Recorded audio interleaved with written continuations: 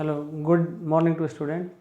तो आज मैं फिर से जो क्लास 10th का सर्कल का जो यूनिट्स हम लोग कर रहे थे, तो उसमें हम लोगों ने पहला जो वीडियो लेके आया था, तो इंट्रोडक्टरी पार्ट था सर्कल का, तो उसी के आगे हम लोग प्रोसीड कर रहे हैं, जिसमें कुछ क्वेश्चंस को लेकर मैं प्रेजेंट हूँ। और ये क्वेश्चन जो आपके सामने लिखा गया है, एक्चुअली इसको हम लोग बोल सकते हैं प्रॉपर्टी ऑफ सर्कल भी बोल सकते हैं, टेंजेंट्स की प्रॉपर्टी है, जो आपको एक थ्योरम 2 आपको पहले वीडियो में मैं करा चुका था, कि जिसमें था कि जो लेंथ ऑफ टेंजेंट्स जो आपको ड्रॉ किए जाते हैं एक्सटीरियर पॉइंट से, दो टेंजेंट्स होते हैं, दोनों का लेंथ इक्वल होता है। तो इसको एक बार देखिएगा कि कैसे वो प्रूफ होता है। कंकरेंसी जो हम लोगों ने कॉन्सेप्ट लेकर के उसको प्रूफ किया था। बाकी इसमें जो हम लोग काम करते हैं, इसमें आपको क्या बोला है कि जो लेंथ ऑफ जो टेंजेंट्स है, इसमें जो एक्सटीरियर पॉइंट 4 दिया गया है ABCD, ठीक है। तो ये आपके एक्सटीरियर पॉइंट से चारों तरफ से टेंजेंट्स बने हुए, बट ये आपका इक्वाड्रिलेटरल है, तो इसीलिए जो थ्योरम है quadrilateral ABC is drawn to the circumscribe a circle is prove that AB + CD = AD + BC। तो एक बार मैं क्वेश्चन को आपको समझा देता हूँ कि इक्वाड्रिलेटरल से सर्कमस्क्राइब है। सर्कमस्क्राइब का सिंपल मीनिंग होता है कि सर्कल्स को टच करते हुए इक्वाड्रिलेटरल्स को बनाया गया है। तो ये 4 पॉइंट्स पे सर्कल को टच कर रहा है इक्वाड्रिलेटरल, जो कि PQRS है, ठीक है। तो इसको प्रूफ कैसे करना है, इसको बहुत अच्छे से देखना है। बहुत इजी प्रूफ है, बट ये बहुत ही इंपॉर्टेंट है, आपके NCERT का एक क्वेश्चन भी है और बोर्ड्स के लिए बहुत इंपॉर्टेंट है। तो बोर्ड के लिए क्यों इंपॉर्टेंट है, क्योंकि इस पे बेस्ड न्यूमेरिकल क्वेश्चंस भी आते हैं, तो आपको रिजल्ट के जैसे आपको याद रखना है। तो इसको प्रूव करने का सबसे सिंपल सा कॉन्सेप्ट ये है कि जो लेंथ ऑफ जो टेंजेंट्स जो होता है इक्वल से, वो आपका इक्वल लेंथ का होता है। उसी कॉन्सेप्ट को हम लोग यूज करेंगे। तो सपोज मैं एक बार मान लेता हूँ कि ये जो है ये आपका एक्सटीरियर पॉइंट है, ए एक्सटीरियर पॉइंट है, तो यहाँ से क्या मिलेगा AP = AS। क्या मिलेगा AP = AS। ऐसा इसलिए कि A आपका एक्सटीरियर पॉइंट है, AP भी टेंजेंट्स है और AS भी टेंजेंट्स है। तो थ्योरम से हम लोग क्या जानते हैं, दोनों टेंजेंट का लेंथ इक्वल होता है। इसी तरह से B अगर आपका एक्सटीरियर पॉइंट है, यहाँ से क्या आएगा BP = क्या मिलेगा BQ। ये लेंथ और ये लेंथ इक्वल होगी। आप इक्वेशन भी इनका नाम दे सकते हैं, इक्वेशन से ही। ऐसे ही आपका C भी एक एक्सटीरियर पॉइंट है, तो C अगर एक्सटीरियर पॉइंट है तो CR = क्या होगा CQ। ऐसा लिख सकते हैं CR = CQ, इक्वेशन 3 बना लीजिए। और ऐसे ही आपका फाइनल अगर D एक्सटीरियर पॉइंट है, तो यहाँ से DR = DS। तो क्या लिख सकते हैं DR = DS। एक ही कॉन्सेप्ट हमने यूज करके चारों इक्वेशन को फ्रेम किया, जो कि आपका थ्योरम नंबर 2 का कॉन्सेप्ट है कि किसी भी एक्सटीरियर पॉइंट से दो टेंजेंट्स की लेंथ इक्वल होती है। तो आप सभी पॉइंट्स को हमने लिख लिया, इक्वेशन का नाम दे दिया। अब हम लोग क्या करेंगे, इसी इक्वेशंस को हम लोग ऐड कर देंगे। तो एडिंग इक्वेशन 1 + 2 + 3 + 4। तो इसमें क्या होगा, लेफ्ट हैंड साइड में ऐड होगा। तो आप लोग अच्छे से देखिए, AP + BP + CR + DR, ठीक है। DR आपका सब उधर है, DR। ये मैंने क्या किया, ये सभी लेफ्ट हैंड साइड को लेफ्ट हैंड साइड में ऐड किया, राइट हैंड साइड को राइट हैंड में। AS + BQ + CQ + DS। अब यहाँ से समझना है कि कैसे यहाँ पे ग्रुपिंग करना है। ग्रुपिंग मीन्स AP + BP, ये दोनों क्या है AB है, इसके जगह पे हम लोग क्या लिख सकते हैं AB। ऐसे CR + DR क्या है आपका CD है, आपका क्या है CD। अब उधर देखो AS कहाँ पे है, ये AS + DS इसमें है, AS और DS, इन दोनों को कमांडली हम लोग क्या लिख सकते हैं AD। और जो बाकी रिमेनिंग है BQ + CQ क्या है, BQ CQ को BC हम लोग लिख सकते हैं। तो आप लोग देखिए, यही हम लोग का थ्योरम था, AB + CD = AD + BC। बहुत इजीली प्रूफ हो गया। तो आप लोग इसको अच्छे से देखिएगा। बाकी बहुत सारे और भी क्वेश्चन होते हैं जो किसी थ्योरम पे बेस्ड है। तो आपको इसमें बेसिकली प्रूफ क्या करना था, अपोजिट साइड का सम होता है, जो क्वाड्रिलेटरल का अपोजिट साइड का सम होता है AB + BC = AD + BC। Statement के फॉर्म में भी इस थ्योरम को आपको याद रखना है, क्योंकि न्यूमेरिकल्स में इस तरह के अगर इस थ्योरम पे बेस्ड न्यूमेरिकल तो आपको इतना बड़ा प्रूफिंग की रिक्वायरमेंट नहीं होगी। अगर मान लीजिए आपका 3 साइड दे देता है क्वाड्रिलेटरल का, तो चौथा साइड इस थ्योरम से हम लोग निकाल लेंगे, क्योंकि हम लोग सम ऑफ अपोजिट साइड्स इक्वल होते हैं। बट यहाँ पे ध्यान रखना है कि किसी भी क्वाड्रिलेटरल के लिए नहीं, जो आपके सर्कमस्क्राइब्ड जो क्वाड्रिलेटरल होता है, मतलब इक्वली जो 4 जगह पे आपको टच करते हैं सर्कल को। तो इस तरह से क्वेश्चन रहा, ठीक है। तो इसको आप लोगों को मैं रफ करता हूँ, और एक नेक्स्ट क्वेश्चन जो कि आपके बुक का ही है उसको मैं आपको डिस्कस करता हूँ कि इस पे बेस्ड और सारे कैसे क्वेश्चन हैं। तो बच्चों इसको रिमूव करता हूँ और नेक्स्ट क्वेश्चन को मैं नोट करता हूँ। तो बच्चों एक आपके एनसीईआरटी का क्वेश्चन है जो कि आपका एग्जाम्पल्स का क्वेश्चन है। तो उसमें हम लोग क्या प्रूफ करना है, आपको फिगर ऑलरेडी बना हुआ है, स्टेटमेंट के फॉर्म में भी लिखा था, बट मैंने जो आपको प्रूफ करना है उसी को लिखा हुआ। तो एक बार मैं समझा देता हूँ, ऑलरेडी जो पॉइंट्स है मेंशन है, और आपको प्रूफ करना है PTQ एंगल्स के, ये क्वेश्चन है PTQ। तो आपका ये एंगल हो गया, आपका एंगल ये हो गया, इसको प्रूव करना है 2 टाइम्स एंगल OPQ। OPQ कौन होगा, जो आपके अकॉर्डिंग है OPQ, इस एंगल को प्रूव करना है। ये एंगल क्या होगा, इस एंगल का ये डबल होगा, मतलब इसको दूसरे तरह से बोल सकते हैं ये हाफ होगा इस एंगल का, ठीक है। दोनों तरह से आपका क्वेश्चन पूछा जा सकता है। तो इसमें क्या करना होगा, बहुत ईजिली आपका प्रूफ हो जाएगा। अगर आपको कुछ टेंजेंट्स की प्रॉपर्टी पता है कैसे क्या होता है, तो मैं आपको बताते हुए प्रूफ करूँगा। तो आप किसी एक एंगल को एज्यूम कर लीजिए, एक एज्यूम करने का मतलब PTQ को आप एज्यूम कर लीजिए थीटा, कुछ भी एक्स भी एज्यूम कर सकते हैं, बट एंगल के फॉर्म लोगों को थीटा एज्यूम करना ज़्यादा अच्छा रहेगा। तो इसमें मैंने थीटा एज्यूम कर लिया इस एंगल को, और आपको अगर θ/2 अगर प्रूफ हो जाए हम लोग का, मतलब अगर हम लोग OPQ का मतलब यहाँ पे अगर हम लोग प्रूफ करते हैं θ/2, तो इसका मतलब हम लोग प्रूफ कर लेंगे, यही बात हुआ। तो इसको अगर θ/2 प्रूफ करने का मतलब क्या हुआ, बहुत अच्छे से समझिए आप, इसको कंस्ट्रक्शन से इसको मैच करा दीजिए। अब पूरे आप इसी क्वाड्रिलेटरल को देखिए, इस क्वाड्रिलेटरल को TQOP, ये क्वाड्रिलेटरल है। एक क्वाड्रिलेटरल में total sum of all angles होता है 360। ट्रायंगल्स में 180 होता है सम ऑफ इंटीरियर एंगल्स, बट इसमें 360 होता है। तो 360 होने से क्या फ़ायदा होगा, ये आपका एंगल आपको पता है कि ये 90 है दोनों साइड्स, क्योंकि टेंजेंट्स सेंटर पे परपेंडिकुलर्स होते हैं, सेंटर से रेडियस पे। तो अब ये एंगल कितना होगा, अगर अच्छे से देखिए, अगर 90 अगर ये पता है, तो ये एंगल क्या होगा, 90 180 हो गया, और ये मिलकर के फिर 180 होना चाहिए। तो ये 90 माइनस 180 माइनस थीटा। तो आप लोग मैं क्या लिखना चाहता हूँ, POQ एंगल, मतलब ये वाला एंगल आपका क्या हो जाएगा 180 माइनस थीटा, क्योंकि 90 + 90 180, और इन दोनों का सम मिलकर के 180, तो ये थीटा ऑलरेडी है, तो ये आपका हो जाएगा 180 माइनस थीटा, ठीक है। ये हम लोग ओरली कर लिए, बाकी आप लोग लिख करके भी कर सकते हैं, सभी एंगल्स को सम के फॉर्म में दिखा करके आप फाइनली फाइंड आउट करोगे, तो इसका आएगा 180 माइनस थीटा। अब हम लोग किस ट्रायंगल में काम करेंगे, POQ में, इन ट्रायंगल POQ, इसमें भी हम लोग जानते हैं कि सम ऑफ ए ट्रायंगल्स 180 होता है, 180 होता है। तो हम लोग क्या करेंगे, इस एंगल को, ये एंगल आपका है, ये एंगल और ये एंगल, इसको हम लोग को कुछ एज्यूम करना पड़ेगा। तो सपोज हम लोग ने एज्यूम कर लिया x, तो यहाँ पे x एज्यूम करने की ज़रूरत नहीं है। ये दोनों एंगल कैसे होंगे, इक्वल होंगे, ये और एंगल ये दोनों इक्वल होंगे, क्योंकि ये रेडियस सेम है। तो एक तरह से आइसोसेलेस ट्रायंगल है। आइसोसेलेस ट्रायंगल्स में क्या होता है, एंगल सेम होता है। जैसे ऐसे समझिए कि अगर ये दोनों साइड इक्वल है, तो ये क्या होगा, एंगल्स इक्वल होते हैं। तो इसी सेंस में ये एंगल और ये एंगल इक्वल होगा। तो सम ऑफ ये जो ट्रायंगल्स है इसमें 180 होगा तीनों का सम। बट अब ये कितना बचेगा, 180 में से इसको माइनस करेंगे।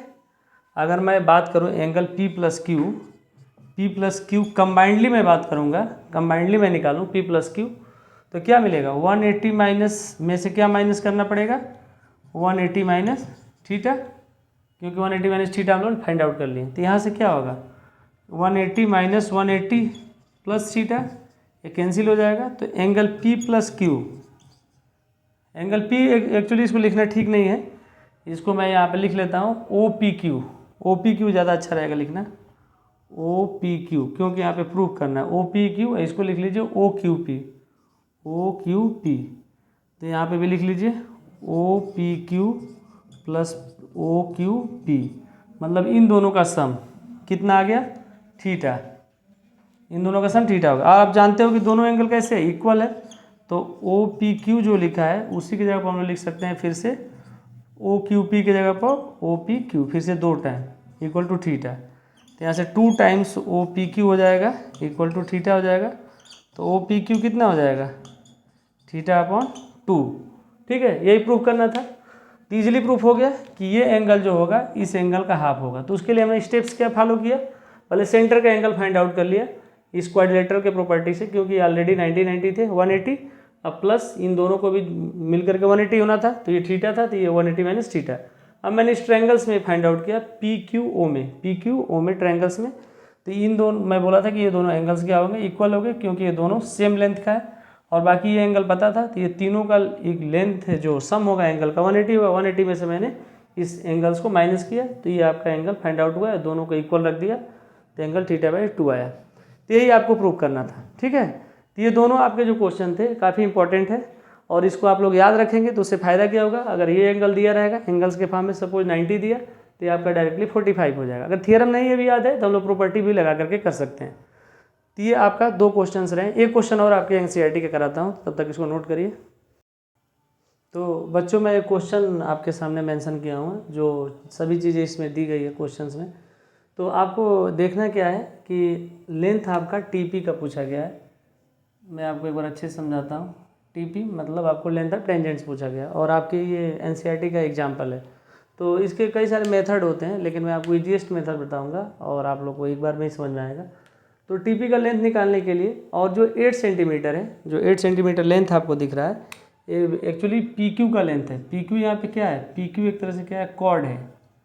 तो आपकी पूरी लेंथ 8 सेंटीमीटर है और रेडियस की लेंथ, तो ओपी की लेंथ क्या है, ओपी की लेंथ 5 सेंटीमीटर। ये गिवन आपकी चीज़ें हैं जो आपको गिवन है। तो हमको लेकिन फाइंड आउट क्या करना है, लेंथ ऑफ टेंजेंट्स। तो आपको अच्छे से इसमें अच्छे से ध्यान ये रखना है कि ये जो आपका पॉइंट है पी आर जो पॉइंट है, या क्यू आर, आप लोग क्लास 9th में थ्योरम पढ़ते थे कि जो आपका रेडियस जो परपेंडिकुलर से ड्रॉन किया जाता है परपेंडिकुलर, तो कॉर्ड्स को इक्वल पार्ट्स में डिवाइड करता है। तो इसी बेस पे ये और ये लेंथ इक्वल हो जाती है।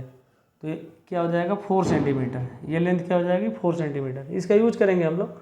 और कुछ चीज़ें आप लोग मान लीजिए, तो सपोज इसको आप लोग x एज्यूम कर लीजिए और इसको क्या एज्यूम कर लीजिए, y।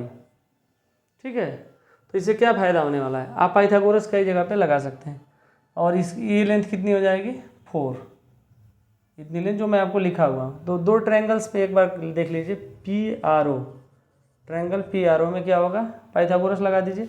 5 आपका क्या करेगा, हाइपोटेन्यूज का काम करेगा।